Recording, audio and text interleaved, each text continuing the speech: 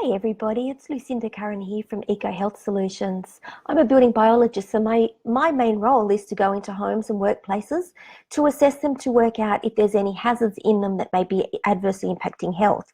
So what I'm here to talk about with you today is vacuum cleaners and what to look for in a good one. I think there's really three main things to look for. The first is that it's got a turbo head. So if you've got carpets, a turbo head is actually essential. You can get vacuum cleaners where the head is powered just by the air sucking through it, but a turbo head is one where there's power going straight down to the head. That means that the roller's rolling and that the carpet is being beaten quite hard, which means that the particles and things that are deeper down in the pile can be lifted slightly so that they can be vacuumed out.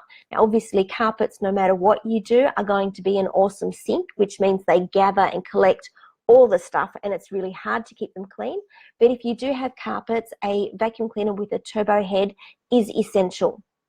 So the second thing for any vacuum cleaner at all is that it's got a good HEPA filter, a true HEPA filter. So this means that the HEPA filter is the high, I'm going to lose my words. Anyway, it's a concertinaed little filter that's usually at the back of the vacuum cleaner on a barrel one, because this is where the air is leaving the vacuum cleaner. And its job is to gather all the fine particles in the air and stop it from re-entering your space.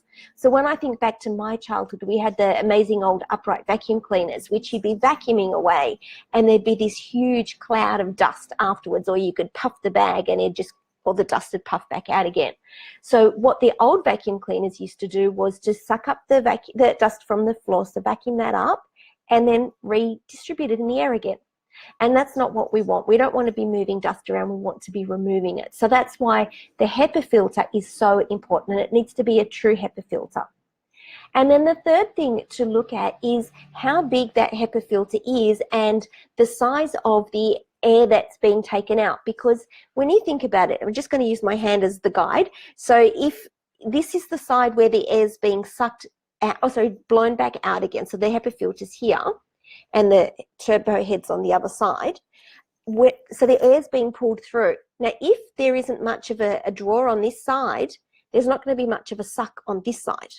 So you want to have a really big size HEPA filter, and the bigger the better, so that you're actually getting a decent draw through. You've got a really big surface area to capture those fine particles and to prevent them from being redistributed in your indoor air. So I hope that helps you. There's a lot of vacuum cleaners on the market, huge price range.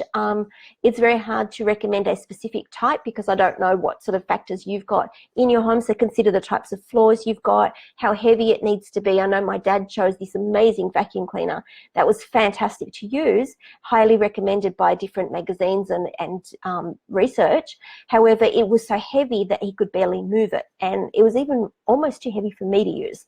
So do bear these other factors in mind, but those three things again are the turbo head, so there's power right down to the head to help the brush beat, and that's particularly important if you've got carpet.